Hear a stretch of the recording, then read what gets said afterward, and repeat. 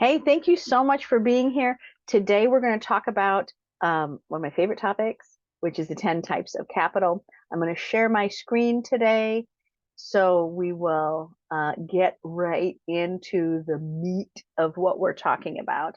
This is actually from one of the older classes that we've done, actually our number one class, which is the monetary identity. So this is taught in monetary identity, 10 types of capital, and it's also taught in gray market income. But it's helpful to just have it on its own. And why do we talk about the 10 types of capital? One is because as you're building your life, it's not just one thing that we build on lots of love and other things, but prosperity isn't just one thing. A lot of people talk about just money, and that's not what's up. So one of the things about having a 10 types of capital conversation is that it gives you another way to just measure all of the parts of what's going on for you. So we are looking at the top 5 values. If you haven't done your values work, you will want to, because it kind of leads everything else.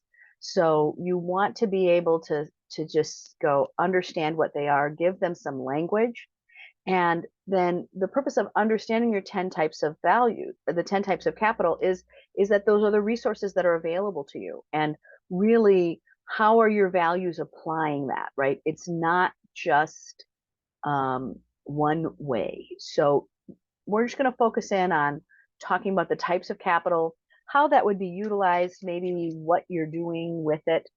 And capital is any type of resource available to that topic. So human capital, right? We have this is I do love this guy. He's so wonderful. But he was we did cash mobs. And during the cash mobs, instead of a flash mob, we would have a cash mob where we would try to keep a business in business, and we would invite everyone to come shop at that store and spend just $20, right? We needed human capital. We needed a lot of other things, but human capital is the work that we are doing. So some things need actual people. So this is where you've seen a lot of things in business change, where we can use tech for some of the human capital that we used to do. But human capital is the first piece of capital that you have. So in your own life, you are your largest piece of human capital. So if you're tired of doing everything, sometimes you hire other humans to do things. When we look at human capital, it is powerful. It is powerful to ask for help to do something because now you have double the labor. If you have ever tried to move by yourself, it's horrible. In order to make that work, you need other resources and you need other humans to carry boxes. So first type of capital is human capital. The second type of capital is manufactured capital. And manufactured is anything that's built, anything that we actually kind of can create. So when we think about that as an asset, I would think about that as manufactured capital.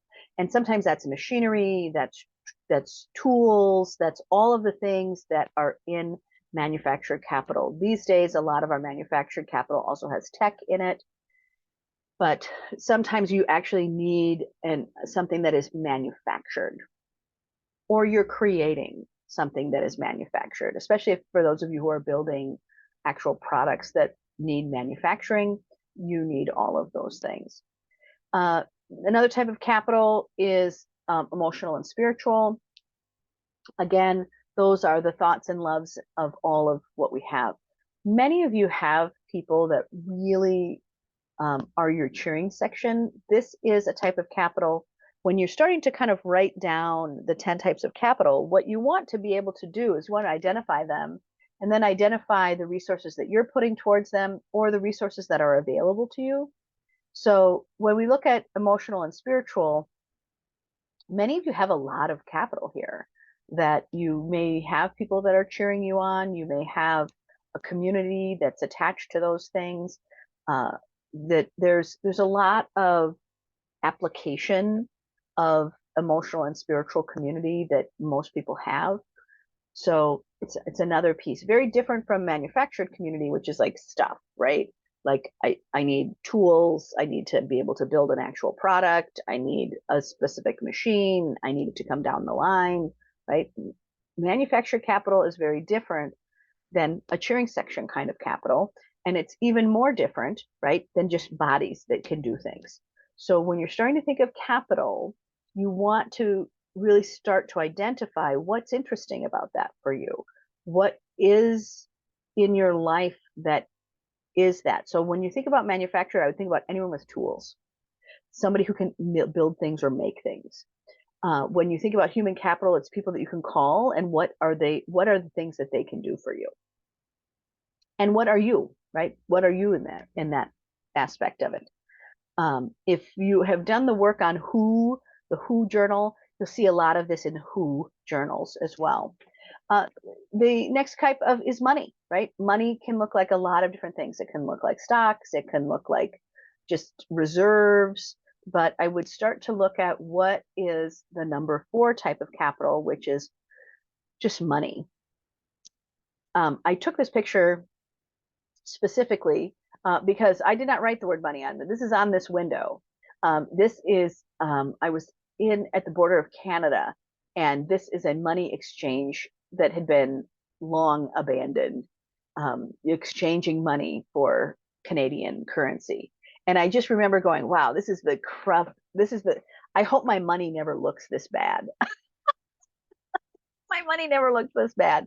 But yes, all of these pictures I took. So I always take my own pictures. But here we are in the worst money ever. Like, oh, please don't be my money. I don't want that money.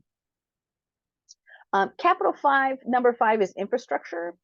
If you are looking at infrastructure in general, it can be everything that allows you to do stuff.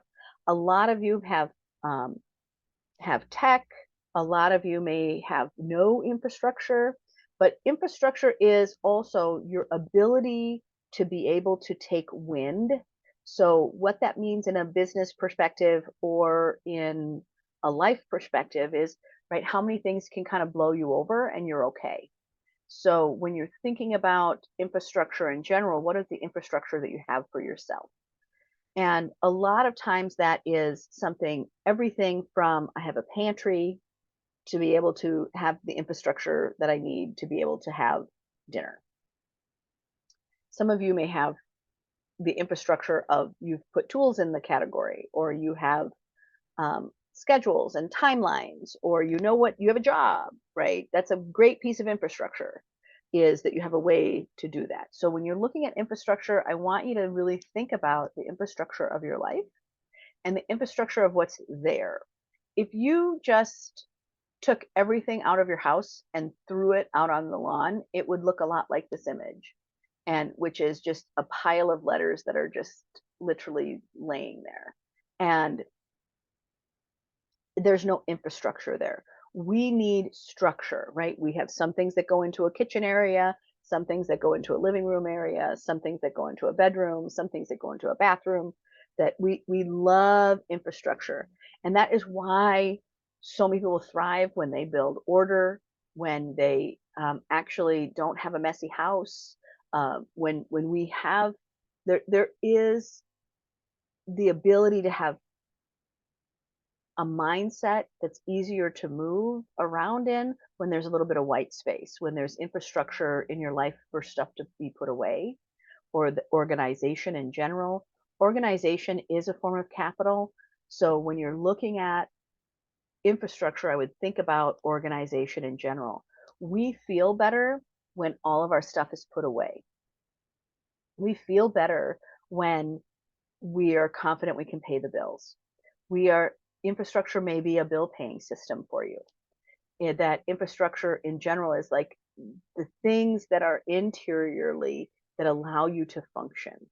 And that infrastructure in your business might be your people. That infrastructure in your life might be organization. That infrastructure in your life might be a calendar. But it's really the systems that allow the internal life of yours to work, whether it be for your business or your personal life. And I would think about infrastructure a lot. That what are the tools that you've put in place that allow you to be solid The point of infrastructure in general is so that no matter what happens on the outside, the inside is safe and calm always. That if I were looking for the infrastructure of prosperity, it would go back to the conversation that we've had about how to be well within. Ah, right? The world is going to be constantly perplexing and ridiculous on the outside, but you get to enjoy peace on the inside. And that's the infrastructure. You have to do the emotional work. Emotional work is also infrastructure. This is also a form of capital. Being someone who has an internal um, emotional infrastructure that is strong and healthy, really going to get through things a lot differently. And that is a form of capital. When we look at the next form of capital is just physical time. And I often remind people that time is a graveyard. It is dead the minute it is done. So time is your greatest asset. It is your greatest uh, bomb. It is the way that everything can get aligned or derailed. So if you don't get your head around your time, all of it goes poorly. If I were going to say, what is your richest asset?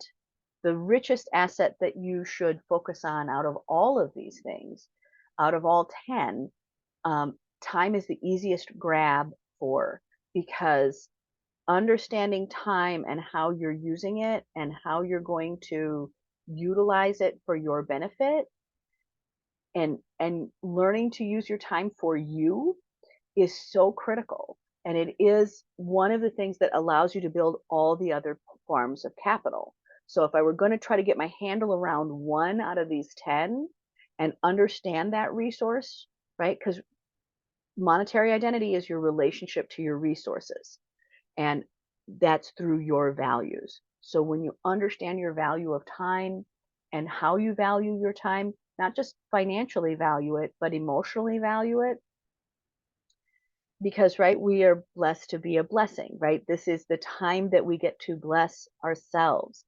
Everyone has 10 minutes a day that belongs to them, and how are you going to use that 10 minutes? And time is that place, and once it's spent, it's over. It dies every minute of the day, but it also comes new every minute of the day.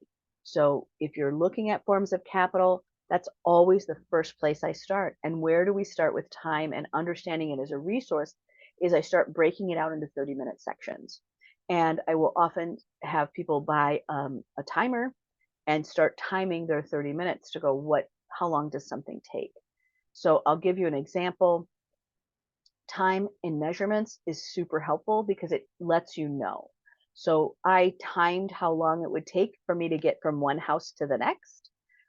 So if I'm going from one property to the next property, because those are the two properties I'm moving between, I know that it takes me 19 minutes to get across town without traffic. Okay, great. I can be there in 19 minutes. But if I have to go over there and back and run a task, now that's an hour of time. And is it worth the hour of time? Right? So you're starting to look at time, and you're starting to break it apart and starting to understand what is the value of that, or what is the actual cost of that. I had to wait in line for an hour the other day, and I was just furious. Um, and I realized I was furious because I felt like I was wasting time. What I should have been furious about is that I didn't have enough of my tasks sorted out, that in case I had to wait in line for an hour, that I could just continue on my tasks. So I was furious for the wrong reason. I was furious that I wasn't able to use that time the way that I wanted directed it. But in order to have done that, I would have had to have figured out the time that I could have done a task that would have benefited me, even if I was waiting in line for an hour. So time is really where we go. Production is type 7. This is an albino Burmese python. Her name is Butters. She is lovely. She weighs 120 pounds. It takes a long time to get something like that. So many of you are building things that are time consuming.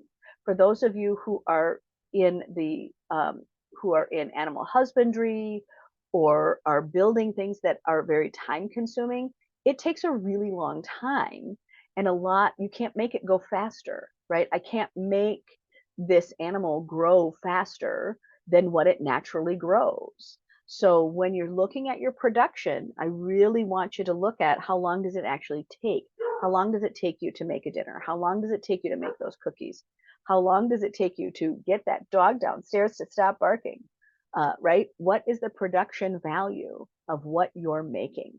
And production in general is also what happens if the production line goes down, what happens if you have to stop production, do you have backup production? So production of um, is a type of capital.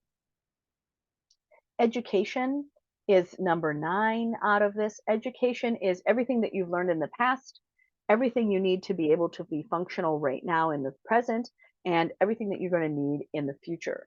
Education is a type of capital that constantly needs to be not reinvested, but it needs to be it needs room. It needs its own budget. So in any type of budget, whether it be just your personal life or whether it be your business, education needs to be at least 1% of your budget because you always need to learn new stuff because the world is changing that fast. To not invest in education means that you're sure that not even 1% of your life is worth upgrading. That's not realistic in any way. So you want to commit your resources to putting in education. That can be something as simple as getting a library book. That's as simple as learn a new app, learning a new topic that YouTube is made full of lots of crummy things, but it's also made a lot of great education. So if you are not investing in education, you will fall behind.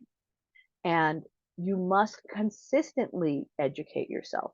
So when you're thinking about the 10 types of capital, right, it's our relationship to our resources. If you are not putting in to the resource of education, you will be behind because putting in 0 isn't a net 0. I'm just not getting ahead. No, that's not how the world works. You are actually getting behind. So it's not a status quo. I've already put into my education. That's not a constant. It's not a permanent picture. Education is not a permanent gain. While you get to keep it, it loses its value each year that the world continues to grow. So you must have an education dollar in your budget.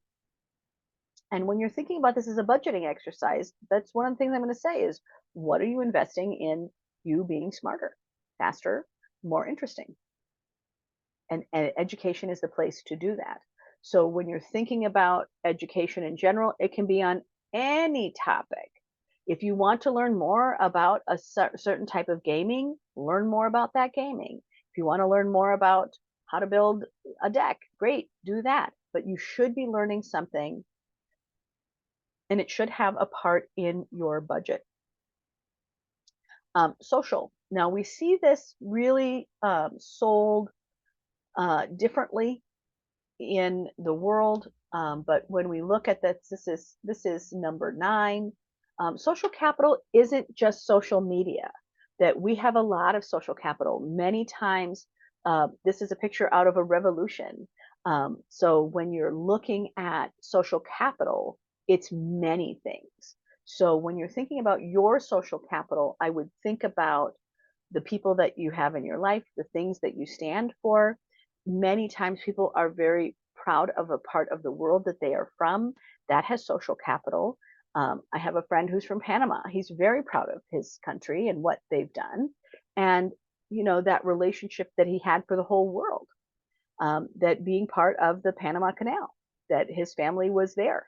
So there are many things that we have as social capital. What are you investing in your culture? What are you investing in your people around you? What is that trade value? that sometimes the social capital we can put in is to be a trusted servant. Sometimes the social capital that we have is that we are willing to just trade. That sometimes the social capital that you have is just what you're known for. That one of the things that I like to be known for is that I know how to make money. So there's no business that is coming through that I don't know how to make money at. Even if it's not something I know how to do today, I'll figure it out. You give me those books, I'll look at them, right? So that's a way of social capital. Why are people calling you? What is it that you bring? And you get to decide that. You actually are in control of that, of what it is that you choose to offer. Sometimes what I'm going to offer is just inspiration. Sometimes your social capital might be that you're an artist. So I would think about what your social capital is and how you want to use that resource, how you want to, that's your stake. That's your stake in the people around you. So think about that, right? What is the nest egg of you? And in your grouping, right? What is the nest egg of you? And then there's natural capital. Natural capital, we actually we don't use enough of. But if you've ever sat in a beautiful place and you go, oh gosh, yeah, I got to be there. Natural capital does a lot. And so if you have a space that is beautiful, if you have an office, right, that has a wonderful view, I would just start to think about what is the natural capital that you have. This is why people sometimes live where they live. This is sometimes why people choose their office of what they choose. But I would think about the natural capital that you have and what it is that you want to build. And why do I want you to think about all of your forms of capital? It's because then you can trade on them and that you can understand what you have and what you can trade. We have a piece of natural capital that my friend had, and she's got this giant pool, right? So she has this asset of a pool and she can have friends over anytime, right? But it's the natural setting that she's got, not just doesn't have just a pool, she's got a pool and a hot tub and she's got all these trees and she has this big, beautiful backyard and you can bring your dog and all of this, right? So she has this huge piece of capital that she can trade on in a lot of different ways. Some people have a home on the lake. This is natural capital. It's the valuation of their home is more, but so is the valuation of everything they do in that space. So when you're thinking about your capital, you want to think about the application of it, right? How is it? What is the interesting part of that capital? And um, you want to really think about that because you're going to be thinking about the ways that you're investing in those 10 types of capital in your life. What do you own and what are you going to put into them, right? Monetary and resources, lifestyle resources that go directly into a value, something that you value. So how do you invest in those things in your life and how do those things pay off for you? In ways that are there. So this is actually a picture. This is actually on the border of Minnesota and Iowa. This is from one of the workaways, and this is a giant grotto that I just found so interesting. And this is someone's life's work, right? But when you are looking at that, that's one of the things that you want to think about, right? Where are you going? What are you doing? Why is this important to you? So you want to look at those so that you understand the types of capital that you have so that you can invest into things that are very important to you so that you can put your money towards things that are of value. I'm going to stop sharing this here and I'm going to just say hello. I hope this was helpful to you to just think about those forms of capital. If you are in either of those classes, monetary identity, if you are in gray market income, or if you are just doing the prosperity work in general, here you go. So 10 types of capital. I am so glad always when you spend the time with me. All right. I'll see you soon. Bye.